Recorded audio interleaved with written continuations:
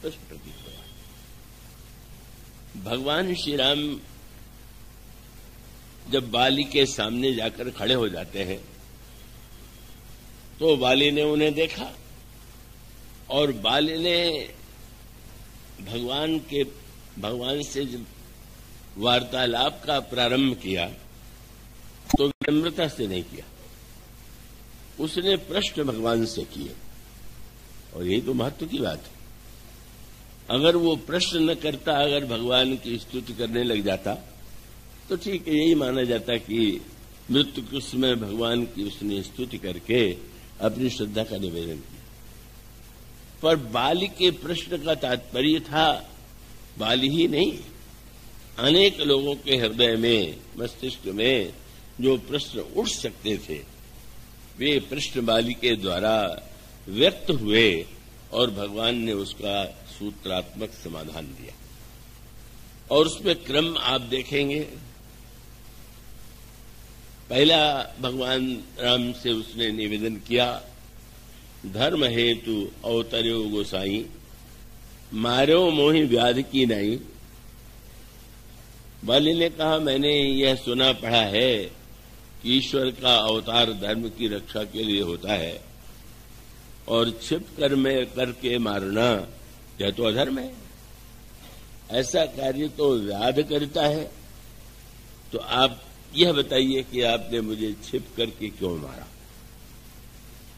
पर वहीं नहीं रुक गया, पर उन्होंने सोचा बाली जितने प्रश्न करना चाहता है कर ले पहले, तब मैं कुछ बोलूं।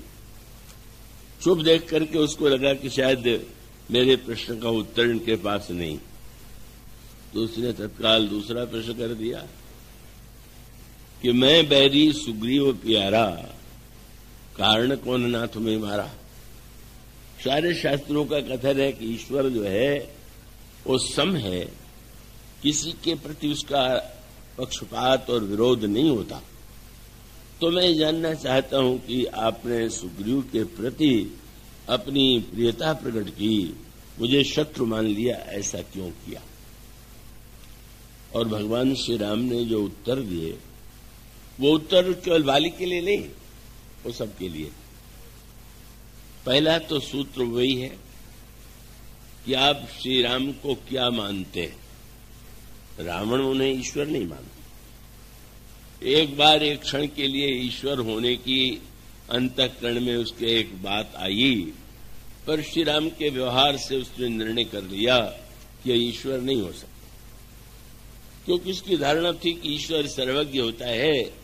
मैं नकली मृग लेकर जाऊंगा तो ईश्वर होंगे तो वे जान जाएंगे, मृग के पीछे नहीं जाएंगे, तो मुझे स्पष्ट ज्ञात हो जाएगा कि सर्वज्ञ ईश्वर है। पर जब श्री राम मृग के पीछे धनुष बाण लेकर के दौड़े तो उसको लगने लगा कि कल रात्रि को मुझे क्या हो गया था, किस राजकुमार को मैं ईश्वर मान बैठा, और उसके जीवन में यही रहा कि यह तो एक राजकुमार है और मेरी तुलना में इसका कोई महत्व नहीं। पर बाली तो ऐसा नहीं, बाली तो स्वयं यह कहता है कि आप ईश्वर हैं। और उसके बाद दूसरा वाक्य उसने यह भी कह दिया कि आपका अवतार जो है वो धर्म की रक्षा के लिए हुआ।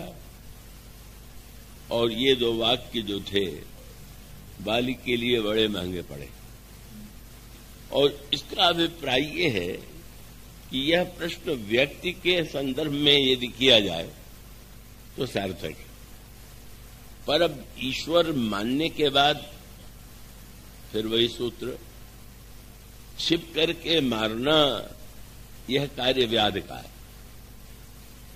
पर अगर ईश्वर के विषय में विचार करके देखें, ये धनुष और बाण क्या है। लंका कांड के प्रारंभ में तुलसीदास जी दोहा लिखते हैं, और वो दोहा यही है कि लव निमेष परमाणु जुग बरस कलप सरचंड, भजसी न मनते ही राम कह काल जास को दंड। धनुष माने जिसे हम काल कहते हैं, जिसके द्वारा माध्यम से मृत्यु होती है, वही वह काल रूप धनुष।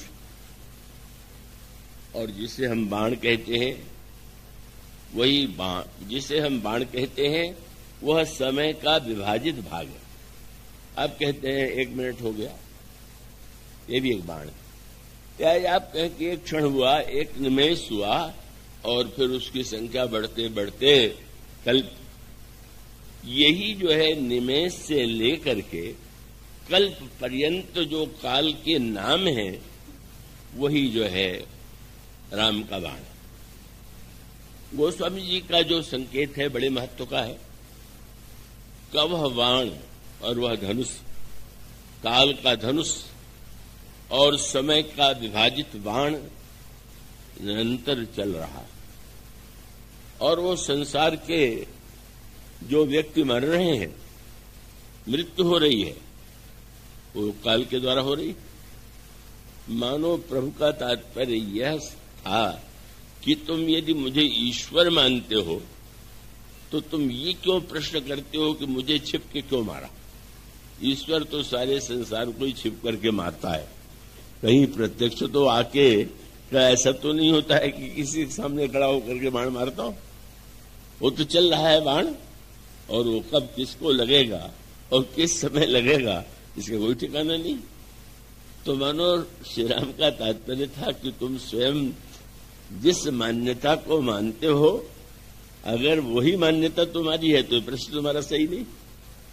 अगर तुम मनुष्य मुझे मानते हो, राजकुमार मानते हो, तो तुम्हारा प्रश्न सार्थक हो सकता है।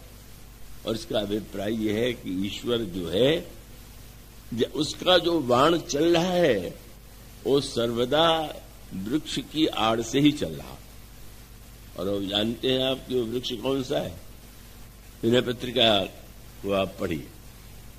तो विनय पत्रिका में गोस्वामी जी ने कहा कि संसार एक वन है, संसार कांतार अति घोर गंभीर वन, गहन तरु कर्म संकुल मुरारी।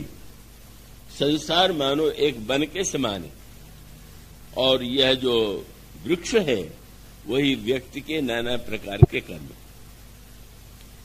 कर्म के वृक्ष से बना हुआ यह संसार, जिसमें काल का धनुष और बाण चल रहा है, वो ईश्वर सामने नहीं होता है।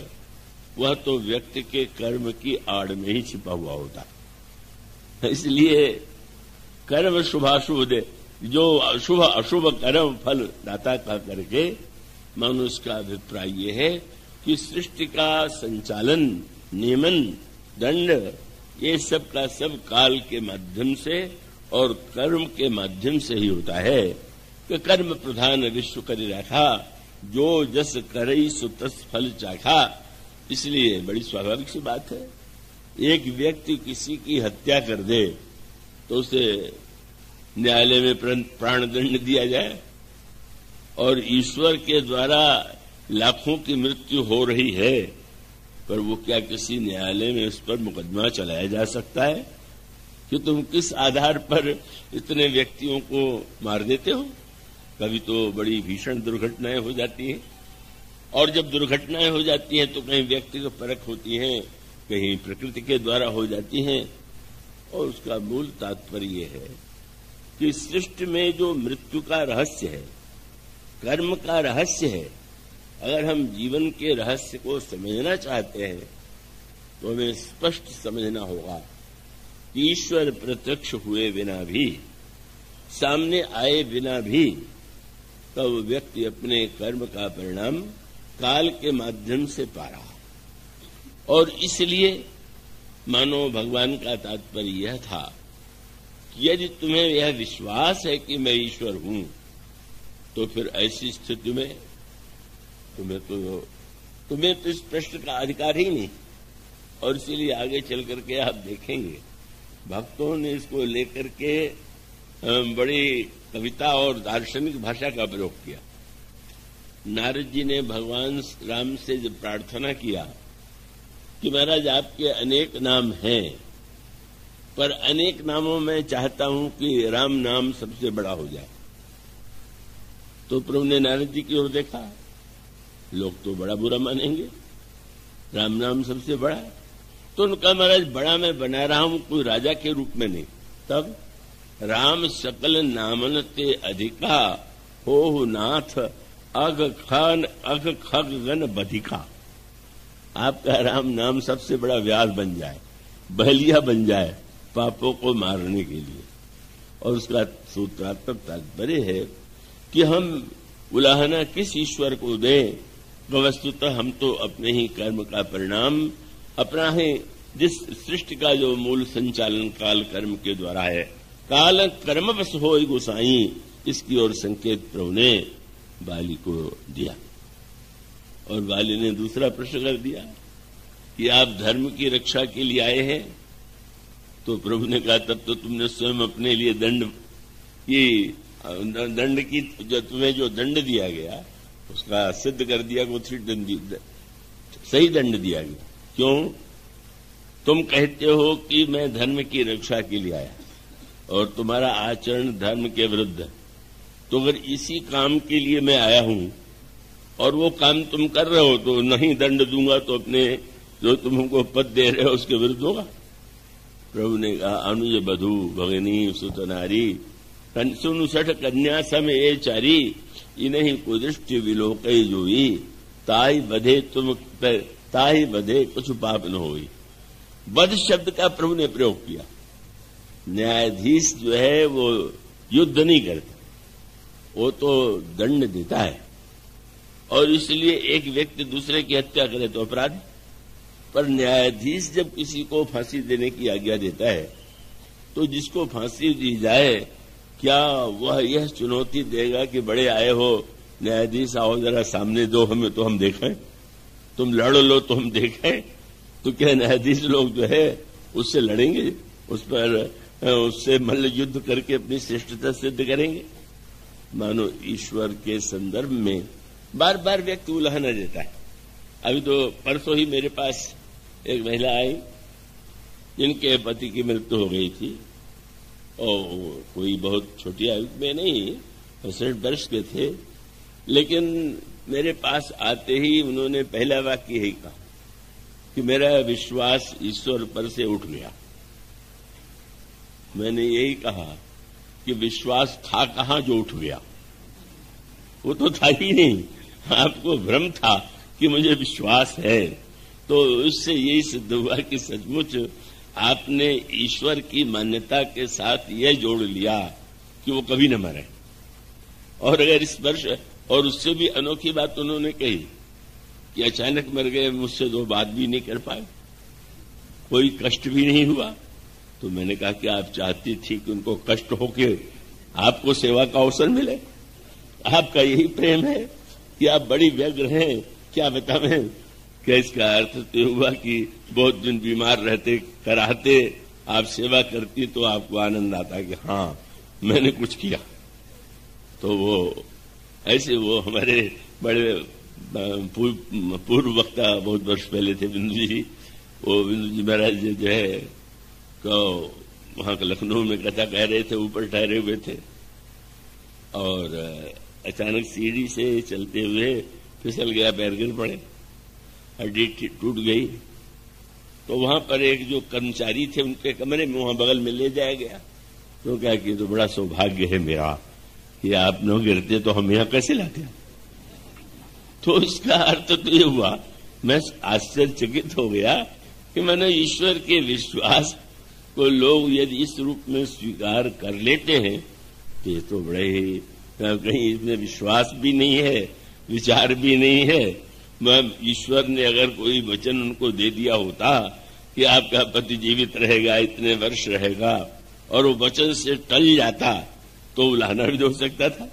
इसका अभिप्राय यह है कि यह संवाद यह बताने के लिए है कि हम इस सत्य को समझ लें, अच्छी तरह हृदयंगम कर लें कि सृष्टि का जो नियमन है वो काल कर्म के द्वारा होता है। लेकिन उसका दूसरा पक्ष क्या है?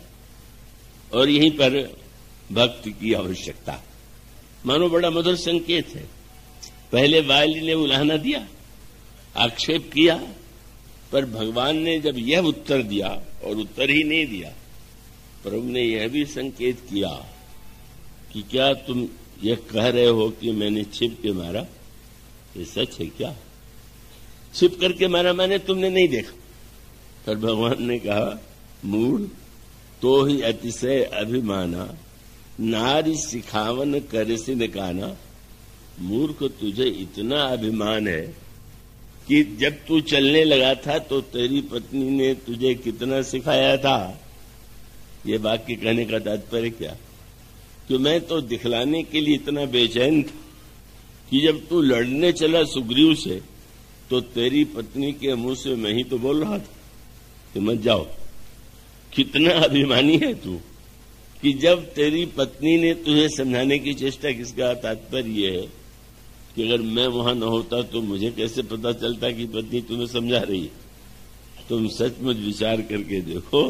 वही गाथा जो कई बार दोहराई जाती है कि कोई सत्संग करने गया और उस दिन वक्ता ने बहुत तर्क वितर्क से सिद्ध कर दिया कि ईश्वर का सब में निवास है। और वो सत्संग करके लौट ही रहा था कि हाथी आया पागल, और उस हाथी ने उठा करके उसको फेंक दिया। मरा तो नहीं, पर हड्डी हड्डी टूट गई।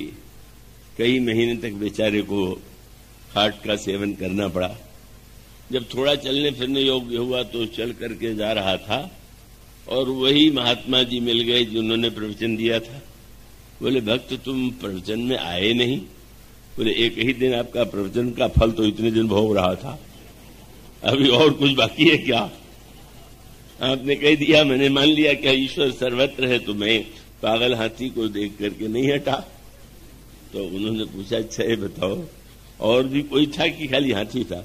बोले, हाँ, वो एक महावत था जो अंकुश भाला लिए जोर जोर से चिल्ला के कह रहा था, हाथी पागल हो गया, हट जाओ हट जाओ।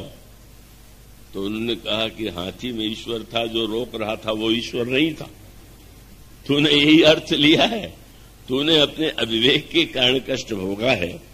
मानो भगवान का तात्पर्य था कि जब कोई व्यक्ति ईश्वर को न देखना चाहे तो कुछ भी तर्क कर सकता है, पर ईश्वर कभी घटनाओं के माध्यम से, कभी व्यक्ति के माध्यम से हम सबको संकेत देता ही रहता है। और वो संकेत जो सुन ले और सुन के ग्रहण कर ले वो व्यक्ति धन्य हो जाता है।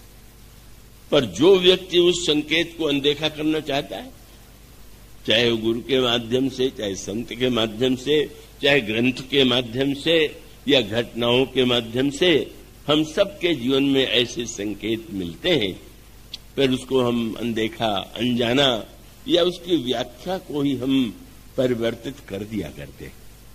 और इसलिए भगवान ने दूसरा संकेत किया कि तुमको यह भी ध्यान होगा कि जब तुम्हारा और सुग्रीव से युद्ध हुआ तो सुग्रीव तो तुम्हारे मुष्टि प्रहार से ही भाग खड़ा हुआ।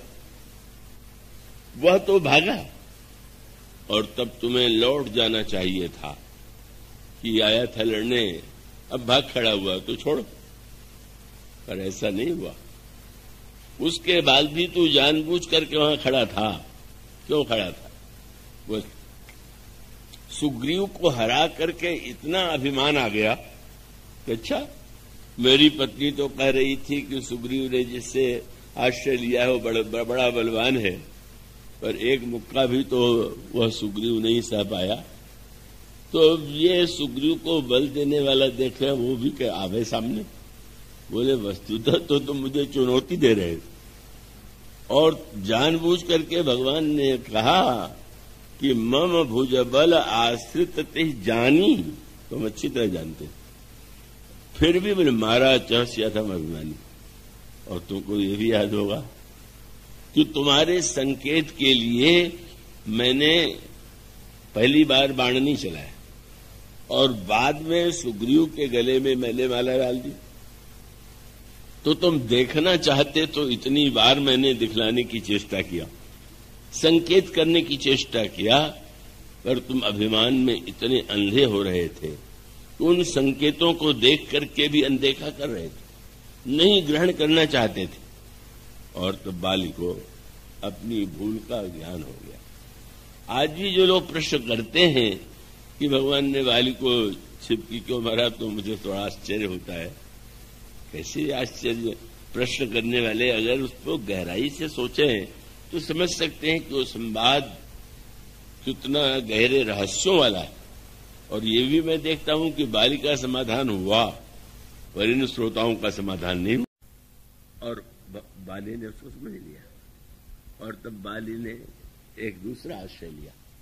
और यहीं पर भक्ति की आवश्यकता है। कर्म सिद्धांत मानता है कि व्यक्ति को कर्म का फल भोगना ही पड़ेगा। और जहां तक ज्ञान का संबंध है, ज्ञान मानता है, ज्ञान वेदांत की मान्यता है कि ईश्वर सर्वत्र है, पर सर्वत्र होते हुए भी उसकी अनुभूति सर्वत्र एक समान नहीं होती है। यद्यपि समन्हे राग न रोसु गहई न पाप पुण्य गुण दोषु तदपि करहि सम विषम विहारा भगत अभगत हृदय अनुसारा। हृदय की भिन्नता से उसमें भिन्नता की प्रतीति होती है। इसलिए ईश्वर में जो वैषम्य दिखाई देता है, दृष्टांत बड़ा प्रसिद्ध है कि सूर्य की किरणें अगर एक शीशे पर पड़े और कोयले पर पड़े तो कोयले और शीशे पर कोई किरणें कम और अधिक नहीं पड़ती, पर कोयले पर पड़ने पर भी कोयले में कोई चमक नहीं दिखाई दे रही। और शीशे पर जब वो पड़ता है प्रकाश तो एकदम और भी उज्जवल प्रकाश चारों ओर दिखाई देता है। मानो ये हृदय का अंतर ही भिन्न बना देता है। पर बाली ने अंत में भक्ति सिद्धांत का आश्रय लिया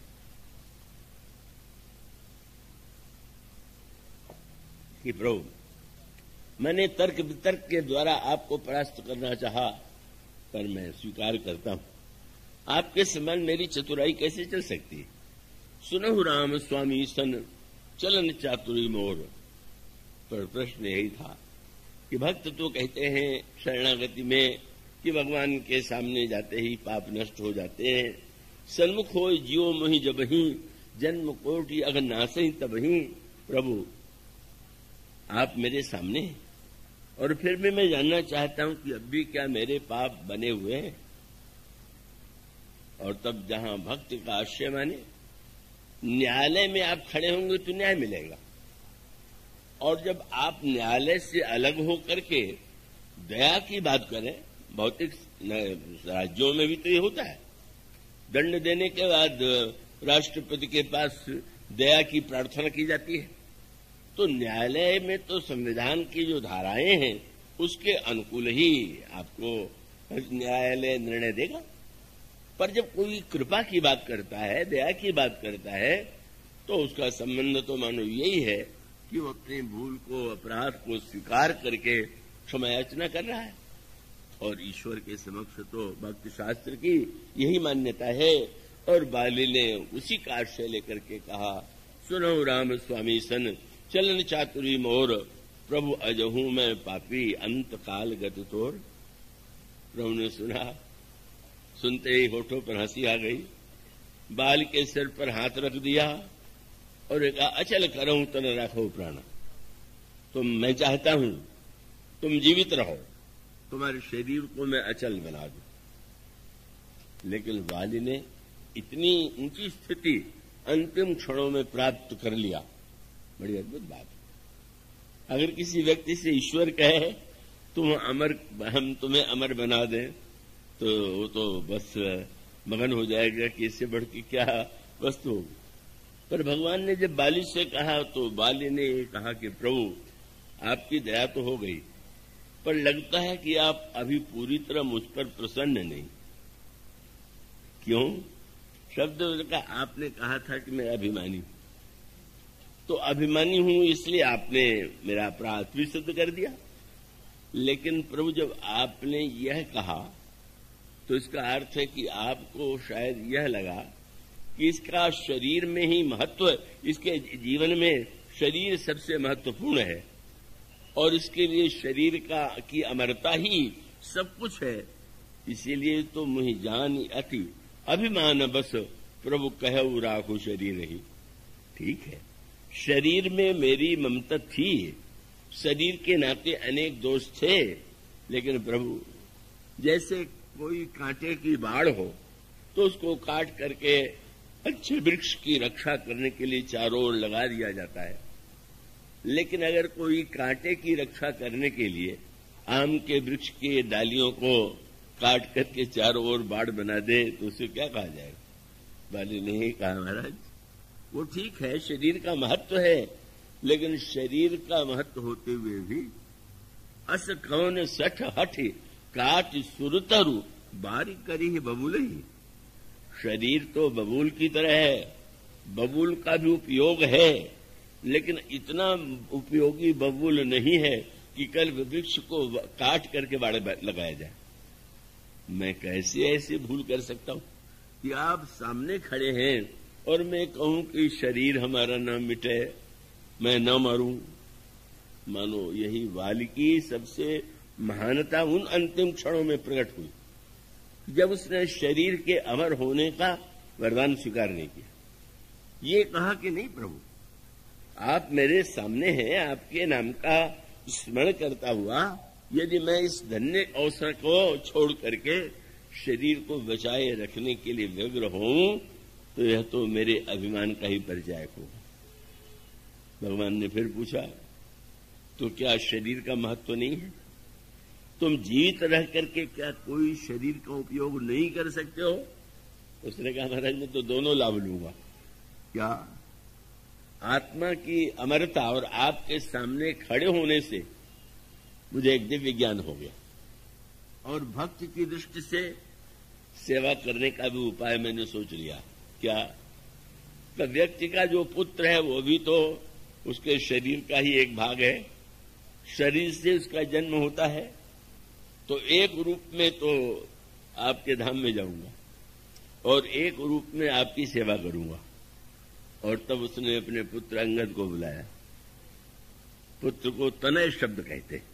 तनय माने शरीर से, तन से जिसका जन्म हुआ वो तनय है। और फिर उसने निवेदन किया, बोले यह तनय, आप यही न कह रहे थे कि मेरा शरीर बना रहे? तो मेरा शरीर सार्थक तब है जब वो सेवा में, आपकी भक्ति में लगे। तो ये जो अंगद है यह मेरा तनय, और आप इसे कितने वाली की भावना कितनी उत्कृष्ट थी। उसने भगवान से कहा कि प्रभु मुझ में और अंगद में यही अंतर है कि यह तनय मम सम विनय बल। मैं बलवान तो था पर विनय नहीं, और इसमें विनय है। सेवा के लिए विनय आवश्यक है, अभिमानी व्यक्ति सेवा नहीं कर सकता, तो इसमें विनय है और बल भी है, इसलिए आपकी सेवा के लिए यही उपयुक्त है। लेकिन कितना उत्कृष्ट भक्ति भाव का प्रदर्शन किया वाली ने। आपके घर में कोई संत आवे, महात्मा आवे, तो आप कहेंगे भाई इनके चरणों में गिरो, चरण पकड़ लो। तो बाली अंगद से कह सकता था कि तुम प्रभु के चरणों को पकड़ लो, पर बाली ने ऐसा नहीं किया। बाली ने अंगद की भुजाओं को उठाया और प्रभु से कहा कि यह तनय मम सम विनय बल कल्याण प्रद प्रभु लीजिए गही बाह। आप इसकी भुजाओं को पकड़ लीजिए। अंगद से नहीं, बाली से, अंगद प्रभु से कहा आप बाह पकड़ लीजिए। क्यों? बाली का तात्पर्य था कि प्रभु जीव आपको पकड़े तो न जाने कब छोड़ दे, और आप पकड़ ले तो छोड़ेंगे नहीं। इसलिए मैं यही चाहता हूं कि अंगद को आप ही पकड़ ले। मानो ममता को अर्पित कर दिया प्रभु के कर कमलों में। और शरीर की जो अहमता कही जाती है, मैं शरीर हूं, क्या हुआ? बाम चरण दृढ़ प्रीति करी बालिकीन तनु त्याग। भगवान राम के चरणों में, हाथों में ममता सौंप दिया और चरणों में अहमता शरीर की। कैसा लगा बाली को? जैसे हाथी के गले में माला हो और फूल की माला गिर जाए, उसी प्रकार से बाली को लगा भी नहीं कि कुछ मृत्यु का कष्ट मेरे सामने। सुमन माल जिमि कंठ ते गिरत न जाने नाग। अहमता और ममता समाप्त हो जाती है, बाली भगवान के धाम में प्रविष्ट हो जाता है। मानो यह संकेत कि एक और रावण और बाली में क्या अंतर है। रावण पर भी प्रभु ने बाण का प्रहार किया, बाली पर भी प्रहार किया, पर अंतर यही है कि एक ने बाण के प्रहार को मृत्यु के रूप में देखा और दूसरे उसके द्वारा भक्ति भावना, शरणागति और ज्ञान प्राप्त किया। मानो यह जो भगवान का और वाली का संवाद, और उसके बाद फिर बात आती है, तारा विलाप करने लगी और तारा ने विलाप करना प्रारंभ किया। तो अभी तो भगवान कह चुके थे बाली से तुम्हें जीवित कर दे। तारा रोने लगी तो कहते अच्छा तुम कहती तो फिर से जीवित कर देते। लेकिन जब तारा रोने लगी तो भगवान ने पूछा, तारा तुम किसके लिए रो रही हो? किसके लिए? पति के लिए। कौन है तुम्हारा पति? शरीर की आत्मा। अगर शरीर तुम्हारा पति है तो सामने तो शरीर है, ले जाओ। और भगवान ने कहा कि अगर तुम आत्मा के लिए रो रही हो तो क्षिति जल पावक गगन समीरा, पंच रचित अति अधम शरीरा, प्रगट सुतन तव आगे सोवा। और जीव नित्य के ही लगी तुम रोवा। जीव तो नित्य है, किसके लिए तुम रो रही हो? कितना बढ़िया लाभ हुआ। कई लोग कहते हैं तुलसीदास जी ने मुर्दे को जीवित कर दिया। आशा करते हैं कि और भी जो संत हों मुर्दों को जीवित करें। मैंने पूछा तुलसीदास जी ने कितने मुर्दों को जीवित किया था? एक को जीवित करने का मानो भगवान की कृपा का आश्रय से एक ऐसा चमत्कार भी व्यक्त हुआ, पर वह तो परम उपलब्धि नहीं है। मानो ज्ञान जब उत्पन्न हो गया, उपजा ज्ञान चरण तब लागी, लेने वो परम भगति परमांगी। कब मानो उसका ज्ञान दूर हो गया और भगवान की मंगलमयी भक्ति मांग करके वह धन्य हो जाती है। और इसका अभिप्राय यह है कि अगर एक बार व्यक्ति शरीर और आत्मा के अंतर को समझ ले और उन दोनों की परिणति को समझ ले तो वो उस भय से मुक्त हो सकता है जिस भय से संसार के समस्त जीव संत्रस्त हैं।